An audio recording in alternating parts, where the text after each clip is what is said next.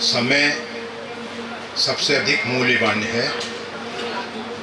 हम सब का कर्तव्य है एक क्षण भी बर्बाद ना करें। समय का सबसे अधिक सदुपयोग इन संत महापुरुषों के चरणों का आश्रय लेके अपने जीवन को परमार्थ पथ पे आगे बढ़ाने में है। सर्वप्रथम हम अपने सभी वंदनीय पूजनीय संतों के चरणों में, अपने आचार्य श्री भगवान स्वामी रामानंदाचार्य जी के चरणों में और यज्ञ पुरुष भगवान श्री राघवेंद्र के चरणों में बारंबार प्रणाम करते हैं। ये जो पांचवें धाम की बात हो रही है, यह किसी व्यक्ति की कल्पना नहीं है, यह किसी व्यक्ति की भावना नहीं है, किसी व्यक्ति का संकल्प नहीं है। आज से हजारों वर्ष पूर्व भगवान वेद व्यास ने स्कंद पुराण की रचना की। स्कंद पुराण में इस भूमंडल पे जितने भी तीर्थ स्थल हैं उनका वर्णन किया गया है। आप सब अच्छे ढंग से जानते हैं, ये जितने भी तीर्थ हैं ये परमात्मा के संकल्प में पूर्व नियोजित हैं। परमात्मा ने जब सृष्टि का विस्तार किया, जैसे आप एक गृह निर्माण करते हैं, उसमें एक पूजा का स्थान बना लेते हैं, उस स्थान को पवित्र रखते हुए उसमें मानवोचित उन्नति के लिए, मानव के सही रूप में मानव बनने के लिए कार्य करते हैं। आज हम ढांचे से मानव हैं, परंतु मानवता हमसे काफ़ी दूर हो गई। परमात्मा ने इन तीर्थों का जो निर्माण किया था, उसके पीछे जीव को किस प्रकार से आत्म सुख, आत्म शांति मिल सकती है, उसके लिए हुआ था। स्कंद पुराण के अंतर्गत एक केदार खंड का वर्णन है। केदार खंड जो अभी वर्तमान में गढ़वाल के रूप में देखा जा रहा है, उसके जितने तीर्थ हैं, नंद प्रयाग के कुछ ब्राह्मणों ने अथक पुरुषार्थ करके दो पवित्र ग्रंथ दिए, केदार खंड, केदार कल्प, और उसके आधार पे हरिद्वार से केदार, गंगोत्री, जमुनोत्री, बद्री विशाल तक के तीर्थों का उल्लेख है। और उन तीर्थों के विषय में परमात्मा की कृपा करुणा से काफ़ी कुछ विकास हुआ। चार धाम के लिए अभी ये जो विशेष मोटर मार्ग बन रहा है, काफ़ी सुविधाजनक मोटर मार्ग बन रहा है, काफ़ी कुछ उसका कार्य हो चुका है, हो रहा है। परंतु हमारा ये जो पूर्वांचल है, ये मानस खंड के अंतर्गत आता है। मान सरोवर से प्रकट होने वाली, गुप्त रूप में सरमूल तक आने वाली ये जो वशिष्ठ तन्या माँ सरजू हैं,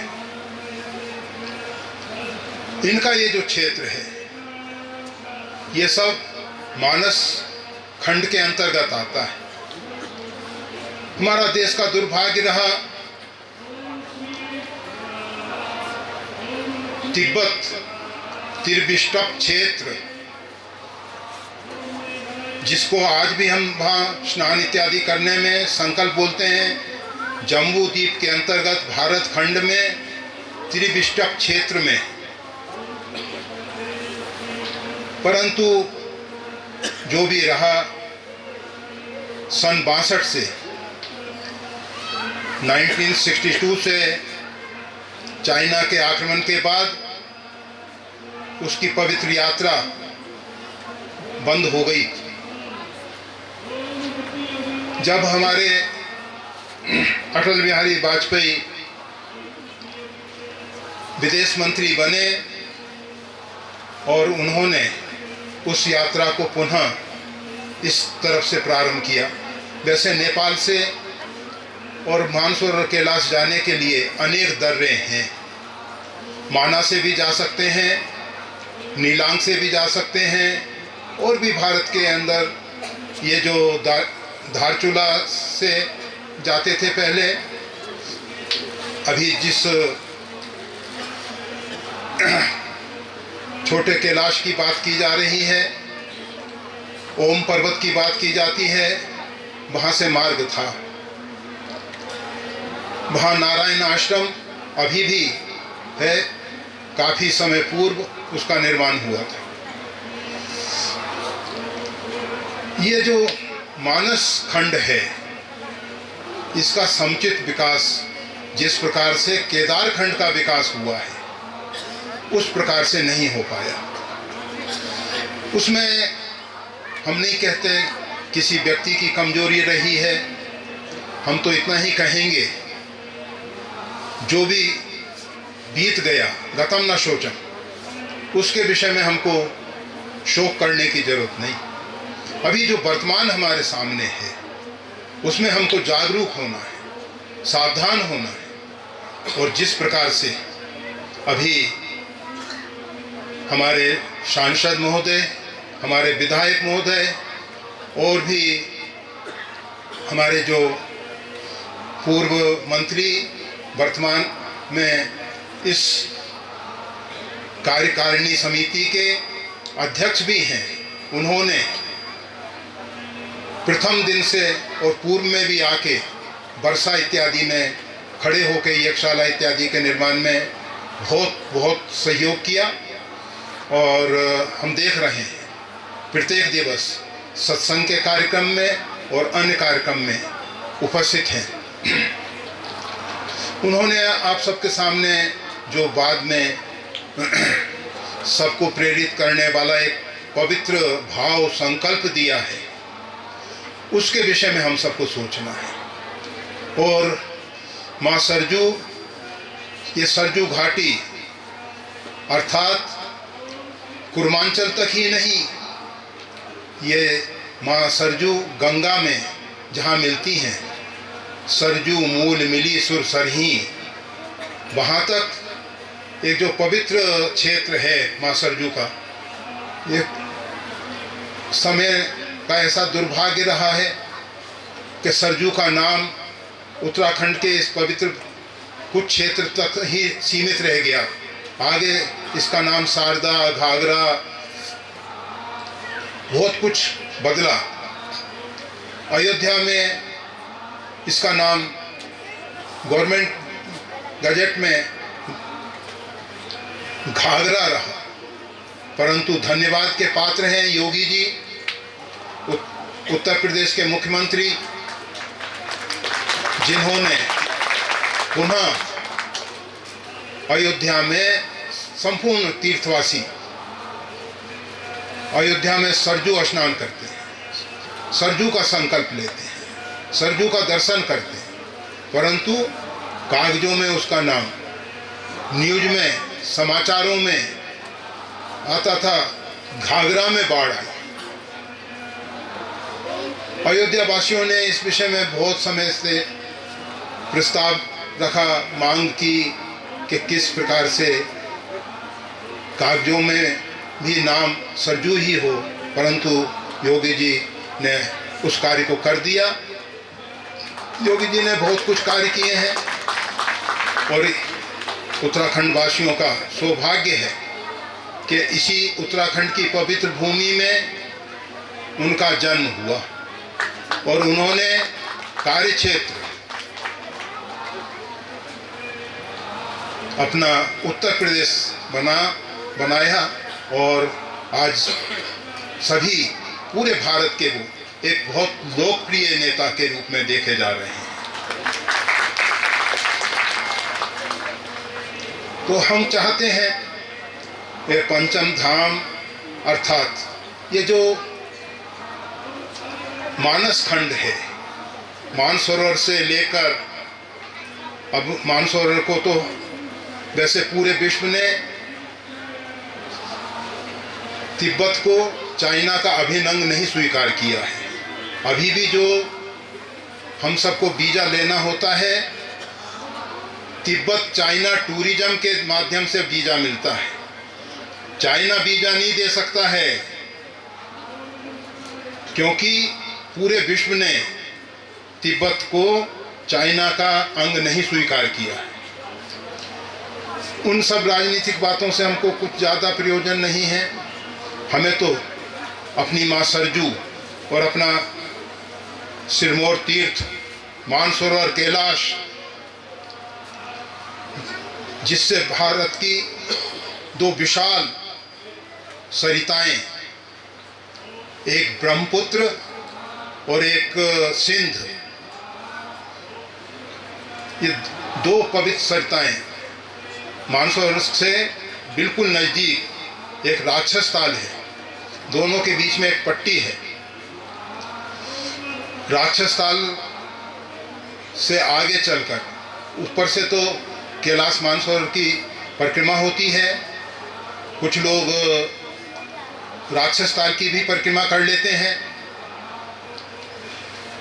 दोनों सरोवर से कोई पृथक सरिता दिखाई नहीं देती, परंतु मानसरोवर से आगे चलकर ब्रह्मपुत्र प्रकट होती है और यहाँ हमारे सरमूल पे माँ सरजू प्रकट हो रही हैं। इसी प्रकार से राक्षस ताल से आगे चल के पश्चिम की ओर प्रवाहित होने वाली पवित्र धारा सिंध एक दिन पंजाब, भारत का बहुत अधिक समृद्ध क्षेत्र था, अफगानिस्तान से लेकर पंजाब। पंजाब जब भारत स्वतंत्र हुआ तो भारत का विभाजन हुआ, उसमें भारत का एक बहुत बड़ा पवित्र भाग पंजाब सिंध पाकिस्तान को देना पड़ा। उसके बाद जो शेष पंजाब बना उसके भी 3 टुकड़े हो गए, हिमाचल, हरियाणा, पंजाब। आज पंजाब बहुत छोटा रह गया। ये पंजाब 5 सरिताओं की देन है, उसमें सिंध, सतलुज, ब्यास, रावी, ये सब जो पवित्र सरिताएं हैं, उसमें सिंध में बहुत अधिक जल है और उस सिंध का जल पाकिस्तान में जा रहा है। पाकिस्तान जिस समय भारत स्वतंत्र हुआ उस समय एग्रीमेंट में सिंध का जल पाकिस्तान को दिया गया, परंतु पाकिस्तान के उपयोग में ना आने वाला जल भारत को पुनः दिया जाए। पाकिस्तान हम नहीं कह सकते, फिर भी कहना पड़ता है, अपनी एक बात पे स्थिर रहने वाला नहीं है। शिमला समझौता हुआ, ताशकंद वार्ता हुई, अनेक प्रकार के समझौते हुए, अनेकों बार हुए, परंतु उन सब का उसने उल्लंघन ही किया है। अगर भारत सिंध का जल ऊपर लद्दाख में रोक ले, आपको मालूम है अभी सीमा पे जो सीमावर्ती क्षेत्र में बड़ी विशाल सड़कों का निर्माण हुआ है, उससे चीन भयभीत हो गया, परंतु लद्दाख इत्यादि का जो क्षेत्र है उसका भाग्य खुल गया। लाखों रुपए की सब्जी वहाँ पैदा हो रही है और हमारी आर्मी, हमारी फौज उसका उपयोग करती है, उसको खरीद लेती है। उन लोगों के जनजीवन में बहुत परिवर्तन हो गया। तो हम मूल बात, ये जो मानस खंड है, जैसे केदार खंड का विकास हुआ है, हम तो चाहेंगे कि उससे भी आगे बढ़े, परंतु नहीं, अगर आगे नहीं भी बढ़ सकते तो कम से कम उसकी सम स्तर में तो आ जाएं और इस घाटी को, ये सरजू घाटी को, इस पवित्र तीर्थ को और इसके आसपास के क्षेत्र को सब प्रकार से विकसित करें। अगर व्यक्ति के पास आहार इत्यादि के लिए व्यवस्था नहीं है, जो मूलभूत आवश्यकताएं हैं उनकी पूर्ति नहीं हो पाती है, उससे हम कहें कि तुम गीता रामायण का या कोई अन्य धार्मिक अनुष्ठान करो, तुम ध्यान करो, उसको तो ध्यान में भी 2 रोटी दिखाई देगी। इधर का क्षेत्र पुरुषार्थ तो बहुत करता है। व्यक्ति और हमारी माताएं बहनें बहुत अधिक कर्मठ हैं, बहुत अधिक श्रम करके इस क्षेत्र को सुरक्षित रख रखा है। परंतु उन माता बहनों के सामने, जैसा अभी हमारे पंचमुखी दरबार के पीठाधीश्वर श्री लक्ष्मण दास जी ने बताया, कल दयाराम दास जी ने भी बताया था कि उत्तराखंड में ये विधर्मियों ने कुछ इस प्रकार के कार्य कर रहे हैं कि माता बहनों को फुसला के, प्रलोभन दे के इस क्षेत्र से बाहर ले जाया जाता है और उनका शील सतीत्व नष्ट कर दिया जाता है।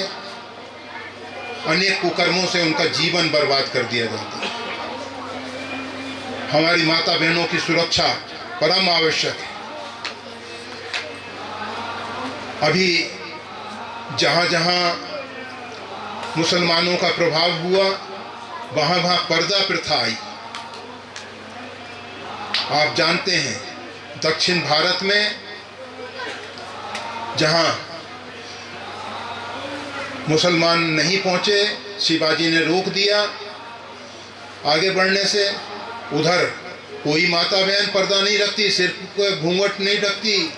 उत्तराखंड में कोई पर्दे की प्रथा नहीं है, माता बहनें घूंघट नहीं निकालती।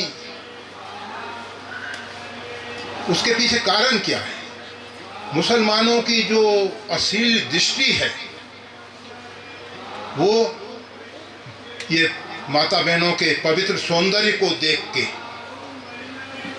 अपने आप में नहीं रह पाते वो। उनकी दृष्टि इतनी खराब, उनकी दृष्टि से बचने के लिए उन लोगों ने तो बुर्का डाल दिया और हिंदुओं ने अपनी माता बहनों की सुरक्षा के लिए, उनकी कुदृष्टि ना पड़े उस हेतु घूंघट।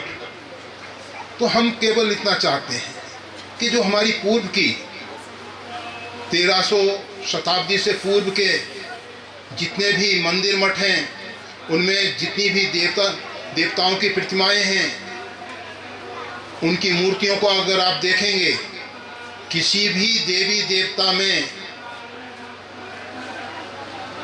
इस्लाम का कोई प्रभाव दिखाई नहीं देता। 1300 शताब्दी के बाद जब उन लोगों का इस भारत में प्रवेश हुआ और प्रवेश के बाद हम सब ने अपनी संस्कृति को, अपनी सभ्यता को, वैसे हम सब संस्कृति को ज़्यादा महत्व देते हैं। सभ्यता तो सभा में बैठने की योग्यता का नाम सभ्यता है। व्यक्ति सभा में बैठता है, अपने आप को एक अच्छा सभ्य व्यक्ति बताने के लिए, अपने आप को अपनी उत्कृष्टता प्रकट करने के लिए दंभ करता है, दिखावा करता है। परंतु हम संस्कृति को मानने वाले हैं, हम संस्कारों से जीते हैं। जन्म से पूर्व और मृत्यु पर्यंत हमारे यहाँ 16 संस्कार की बात की है। हम सब सुसंस्कृत हैं, परंतु दिन प्रतिदिन इन संस्कारों का अभाव होता जा रहा है। तो परमात्मा कृपा करें, हम इन सब महापुरुषों के आशीर्वाद से अपनी संस्कृति को जीवित रखें और उत्तराखंड में जो भारतीय संस्कृति काफ़ी कुछ जीवित रही है उसको और अधिक बल दें। और यहाँ जो माता बहनों को बहुत अधिक परिश्रम करना पड़ रहा है, कष्ट करना पड़ रहा है, और उसके बाद यहाँ का जो पुरुष वर्ग है, हमारे सामने बहुत से भाई खड़े हुए हैं, बहुत से भाई बहन बैठे भी होंगे, परंतु जितना पुरुषार्थ करते हैं उसका काफ़ी कुछ अंश दुर्व्यसनों में, मदिरा में, नशे में बर्बाद कर देते हैं। आप सबको मालूम है, रावण ने जब अपने भाई कुंभकर्ण को जगाया, कुंभकर्ण की नींद सबके लिए सुखकारी थी। कुंभकर्ण सम सोबत नीके, गोस्वामी तुलसीदास जी कहते हैं कि अगर अहंकार सोता रहे, कुंभकर्ण सोता रहे, आसुरी विचारधारा सोती रहे, आसुरी संपदा सोती रहे, वो अच्छा है। जागने पे पूरे समाज के लिए भयदायक होती है। कुंभकर्ण जब जागा तो उसकी बुद्धि पवित्र थी। हम सब रात्रि में, प्रगाढ़ नींद में, हृदय रूपी गुहा में परमात्मा के साथ रहते हैं। इस कारण से हमारा अंतःकरण पवित्र होता है, हमारे शरीर में स्फूर्ति होती है। जिस दिन रात्रि में प्रगाढ़ नींद नहीं आती है उस दिन शरीर में आलस, प्रमाद भरा होता है, स्फूर्ति नहीं दिखाई देती। ये रात्रि की जो प्रगाढ़ नींद है, सुषुप्ति जिसको हम सब कहते हैं, उसमें जीवात्मा परमात्मा के सानिध्य में रहता है, दोनों एक ही हृदय रूपी गुहा में। वहाँ परमात्मा की दिव्य ऊर्जा उसको प्राप्त होती है। उसके कारण जागने के समय हमारे विचार शुद्ध और पवित्र होते हैं। कुंभकर्ण जागा, उसने कहा भलना कीनते निश्चय ना है राक्षसराज, तुमने अच्छा नहीं किया। जगदम्बा हरियाणी, जगत जननी है, वो पराम्बा है, आदि शक्ति है, भगवती है, उसका तुमने हरण करके भार्या बनाने के लिए जो कुचेष्टा की है, ये अच्छा कार्य नहीं है। रावण ने देखा इसकी बुद्धि पवित्र है। रावण भी बहुत विद्वान था, परंतु उसने विद्वता का सही लाभ नहीं लिया। उसके द्वारा अनेक तंत्रों की रचना हुई, अनेक ग्रंथों की रचना हुई। शिव तांडव एक स्तोत्र है जिसको गाते हुए वो नृत्य करता था, और भगवान शंकर भी। ये तो एक भारत ही ऐसा राष्ट्र है, हम उत्सव के साथ, आराधना के साथ, नृत्य और वाद्य, हम नाच नाच के कीर्तन करते हैं। भिन्न भिन्न प्रकार के देवताओं के जो वाद्य यंत्र हैं उनके माध्यम से देवताओं को प्रसन्न करते हैं। हमारे पर्व, हमारे त्योहार उत्साह से भरे हुए हैं, उमंग से भरे हुए हैं। तो हम ज़्यादा नहीं कहेंगे, केवल हम इतना बता रहे हैं कि ये जो मद्यपान है, रावण ने कुंभकर्ण के लिए कहा कि भैया अभी तू जागा है, पहले कुछ ब्रेकफास्ट हो जाए, कलेवा कर ले, कलेऊ कर ले, तेरा लंबे समय से जागरण हुआ है, अब कुछ आहार, अल्पाहार। रावण मांगे कोट घट, मधु और मही अनेक, अनेक प्रकार के भैंसों का, बकरों का मांस और मदिरा के बड़े बड़े पात्र, घड़े, हम कुम्भ शब्द नहीं प्रयोग कर रहे हैं उनके लिए, और मही खाई कर मदिरा पान। उसने मांसाहार किया, मदिरा पान किया और भगवान श्री राम से युद्ध करने के लिए चल दिया मतवाला होकर। विभीषण उसकी शरण में जाता है, विभीषण से कहता है कि भाई तूने बहुत अच्छा कार्य किया, हमारे कुल को बचा लिया, परंतु इस समय मैंने मदिरापान कर रखा है, मेरी बुद्धि काम नहीं कर रही है। और आप सब जानते हैं बुद्धि नाशो प्रणश्यति, गीता में भगवान श्री राम ने कहा है, भगवान श्री कृष्ण ने कहा है, रामकृष्ण में दो नहीं है। अगर किसी की बुद्धि नष्ट हो गई तो वो बर्बाद हो जाता है। मदिरा हमारी बुद्धि को नष्ट कर देती है, अपना पराया नहीं सूझता है, क्या करना है क्या नहीं करना चाहिए वो हमको समझ में नहीं आता। महापातकों में स्वर्णस्तेयम सुरापान महान पातक है। मदिरापान हमारी बुद्धि को खराब कर देता है। तो हम ये चाहेंगे कि जितना हम धन इस मदिरापान में बर्बाद कर रहे हैं, अगर बच्चों की शिक्षा दीक्षा के लिए उसका उपयोग हो। हमारे सामने ये जो बहुत से बालक बालिकाएं बैठे हुए हैं, ये सब इस राष्ट्र के कर्णधार हैं। इनके आधार पे हमारे यहाँ लोकतंत्र है, प्रजातंत्र है। कोई राजा परंपरागत राजा नहीं है। इन्हीं बच्चों में से कितने लोग राष्ट्रपति प्रधानमंत्री बन सकते हैं, परंतु उनको उचित शिक्षा उचित संस्कार बहुत आवश्यक है, बहुत आवश्यक। उस दिशा में हम सबको सोचना है। बचपन से ही अच्छे संस्कार दिए जाएं। आप सब जानते हैं प्रहलाद को गर्भाधान के समय से अच्छे संस्कार मिले और उनका परिणाम ये हुआ, कितना भयंकर कुसंग। उसका पिता श्यम नारायण का विरोधी, राक्षस पूरे परमात्मा के विरोधी, उसके षंड और अमर्क शिक्षा गुरु, वो नारायण का विरोध करना के शिक्षा उसको देते हैं, परंतु प्रहलाद बिगड़ नहीं सका। वो संस्कार है।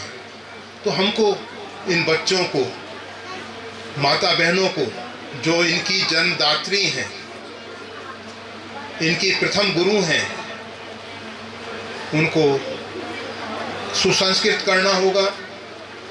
और ये जो इस देश को, पूरे भारत को बर्बाद करने वाला मद्यपान है। महात्मा गांधी कहते थे हम स्वतंत्र भारत को जुआरी और शराबियों का राष्ट्र नहीं बनाना चाहते, परंतु महात्मा गांधी देश के स्वतंत्र होने के कुछ समय उपरांत ही अपनी लीला का संवर्ण कर दिए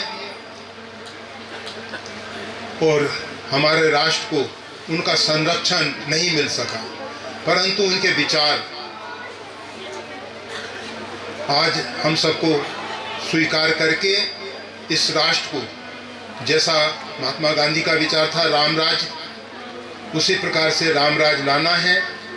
उसी प्रकार से देश को सुसंस्कृत करके विश्व गुरु के रूप में देखना है। बहुत ज़्यादा उधर यज्ञ का आयोजन चल रहा है। अब आप सब भी उस कार्यक्रम में आगे भाग लेंगे और ये शरीर भी अभी स्नान इत्यादि के लिए समय हमारा हो चुका है, स्नान का हो चुका है। वैसे सत्संग का समय तो 2 बजे तक था, परंतु ज़्यादा समय लिया। हमें मालूम है कल भगवान श्री राघवेंद्र की यहाँ प्राण प्रतिष्ठा है, परसों पूर्णाहुति हो जाएगी। फिर आपके बीच में कितना समय दे पाएंगे, मिल पाएगा, कहना कठिन है। तो बस आज इतना ही। जय श्री राम।